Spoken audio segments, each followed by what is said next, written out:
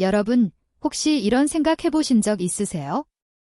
내가 모르는 사이에 중요한 단서를 쥐고 있을 수도 있다는 거요. 지금 이 순간에도 누군가는 남씨 거스리에게 무슨 일이 일어났는지 정확히 알고 있어요. 그런데 입을 다물고 있죠. 근데 말이에요. 만약 그 사람이 바로 여러분이라면? 본인도 모르는 사이에 말이죠. 오늘 밤 잠 못 이루실 각오하세요? FBI가 방금 엄청난 걸 공개했어요. 남씨 거스리 집 앞에 놓여있던 배낭의 정확한 모델을 확인했거든요. 검은색 25리터 오자크 트레일 하이킹 백팩이에요. 아, 잠깐만요. 케이스 끝났네. 이러시면 안 돼요. 여기서부터가 진짜 미친 거거든요. TMZ의 하비 레빈이라는 기자가 있어요. 이 양반이 FBI가 공식 발표하기 24시간 전에 이미 정확한 모델명을 찍어냈어요. 24시간 전이에요. 추측도 아니고 찍은 것도 아니에요. 그의 팀이 직접 월마트 가서 발로 뛰면서 조사한 거죠. 완전히 정확하게 맞췄고요. 이 정도면 공식 발표가 뭐가 필요한가 싶죠. 진짜? 그런데 여기서 머리를 좀 굴려봐야 해요. 그 배낭이요. 미국에서 가장 흔한 모델 중 하나래요. 매달 수천 개, 어쩌면 수만 개씩 팔려나간대요. 그러니까 FBI가 확인은 했는데 실제로 누가 샀는지 추적하는 건?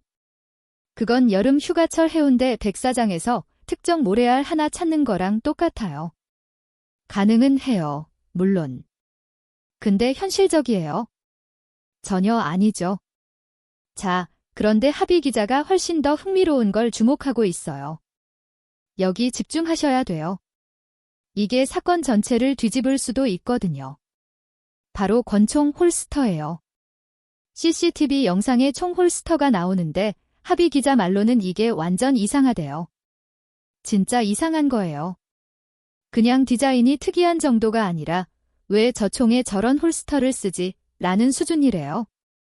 쉽게 말하면 국 먹으면서 젓가락 쓰는 거 본 것 같은 느낌. 기술적으론 가능한데 너무 이상해서 평생 기억에 남을 만한 거죠. 지금 그런 상황이에요. 하비 기자는 확신해요. 그리고 솔직히 설명 들어보니까 저도 동의하는데 어딘가 사격장이나 총포상에서 누군가 이 조합을 봤을 거래요. 총 좀 아는 사람, 매일 총기 다루는 사람이라면 눈치챘을 거라고요. 눈썹 찌푸렸을 거고 어쩌면 한마디 했을 수도 있죠. 총 잘 아는 사람이 잘못된 총에 잘못된 홀스터 끼고 있는 거 보면 그게 기억에 박혀요. 마치 중학교 때 했던 쪽팔린 말이 새벽 3시에 갑자기 떠오르는 것처럼요. 그래서 하비 기자가 뭘 했냐고요? 딱 제대로 된 취재 기자가 해야 할 일을 했어요. 전화 돌리기 시작했죠. 사격장, 총포상, 이 홀스터 조합 봤을 만한 사람 전부 다요. 수백 통 전화를 걸고 있어요. 근데 여기서 짜증나는 부분이 나와요. 업체한테 정보 얻으려고 해보신 분들은 아실 거예요. 배지 없으면 안 얘기해주는 사람 많아요. 저 안 끼고 싶어요. 이런 마인드죠. 진짜 모르는 사람도 있고요.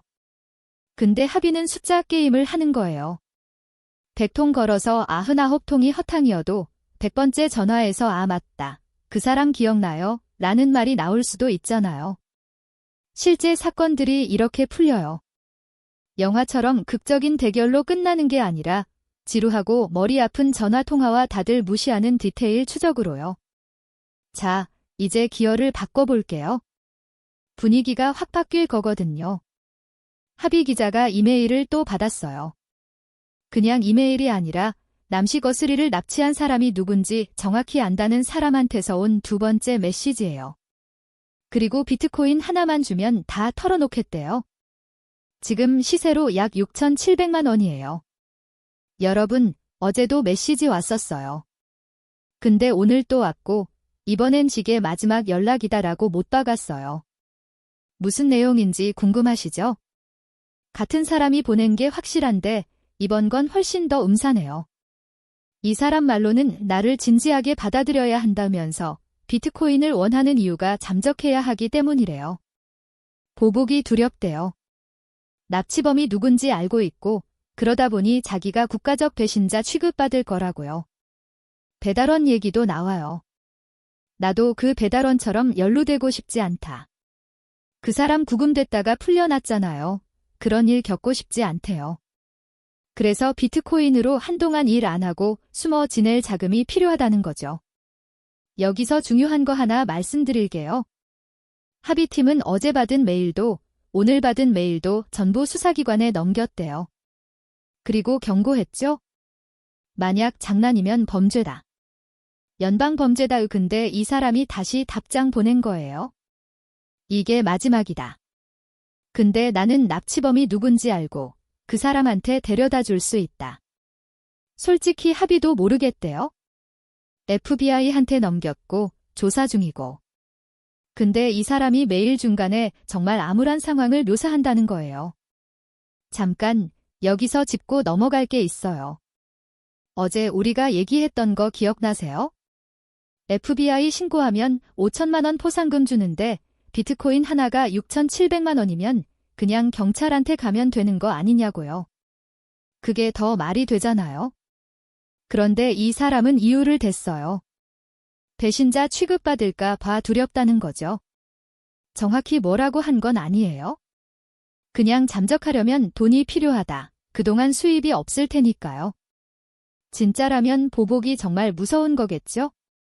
어제 우리가 얘기했듯이 때로는 포상금을 특정 사람한테 안 주기도 하잖아요. 그래서 이게 더 확실한 방법이라고 생각하는 것 같아요. 재밌는 건 이 사람이 계속 비트코인을 요구하는 와중에 FBI가 포상금을 1억 원으로 올렸다는 거예요. 이제 비트코인보다 훨씬 많아졌죠. 우연일까요? 모르겠어요. 뭔가 묘하긴 해요. 그런데요, 합의가 계속 언급하는 게 있어요. 메일에 정말 암울한 상황이 그려져 있다고요? 불길한 경고도 있대요. 뭔데요? 합의가 이걸 공개하기 꺼리는 이유가 있어요. 수사기관이 요청해서도 있지만 더 큰 이유는 이게 진짜인지 확신이 안 서기 때문이래요. 확인도 안 된 정보를 함부로 퍼뜨리고 싶지 않은 거죠.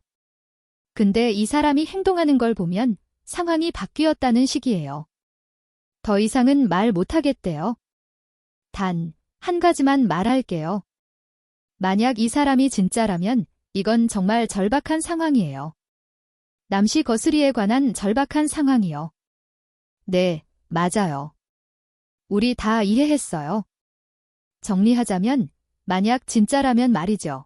이 사람은 범인이 누군지 알 뿐만 아니라 남씨의 현재 상황에 대해서도 뭔가 알고 있다는 거예요. 생각해보세요. 지금 어딘가에 누군가 앉아서 이 영상 보고 있을 수도 있어요. 사격장에서 이상한 홀스터 조합 본 사람. 월마트에서 똑같은 배낭 산 사람 본 직원. 혹은 그냥 뭔가 이상한 걸 목격했는데 중요하지 않다고 생각한 사람. 여러분이 그 사람일 수도 있어요. 사소한 것 같아도 신고하세요.